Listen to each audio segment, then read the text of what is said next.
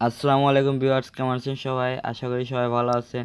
আমি আজ আপনাদের যে টিপসটা দেখাবো সেটা হলো মোবাইলে ইউটিউব স্টুডিওর মাধ্যমে কিভাবে আপনি থাম্বনেল চেঞ্জ করবেন। দেখা যাচ্ছে থাম্বনেল চেঞ্জ করার জন্য বা কাস্টমাইজ থাম্বনেল ইউজ করার জন্য আমাদেরকে চরম ব্রাউজার থেকে দেখা যায় ক্রোম ব্রাউজার থেকে ডেস্কটপ আইকন করে তারপরে আমাদের থাম্বনেল চেঞ্জ করতে হয়।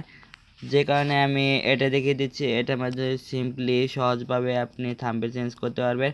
চলেন আমি যে কাজগুলো করতে হবে সেটা হলো আমাকে প্রথমে প্লে স্টোর থেকে ইউটিউব স্টুডিওটা ইনস্টল করতে হবে। আমি ওয়াইটি স্টুডিও লিখে সার্চ দেবো, ওয়াইটি স্টুডিও। এই যে আমার উপরে আসছে, এটার উপর ক্লিক করব।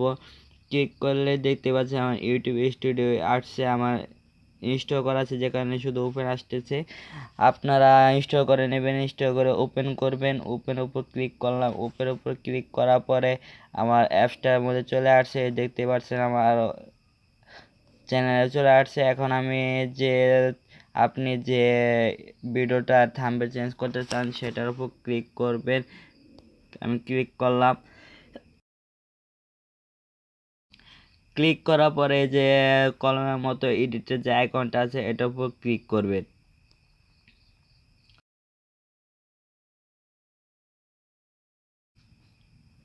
আইকনটার উপর ক্লিক করে এই যে এডিট থাম্বনেল যে অপশনটা আছে, এডিট থাম্বনেল, আপনি এটার উপর ক্লিক করবেন। ক্লিক করে আপনি থাম্বনেলটা চেঞ্জ করতে হবে।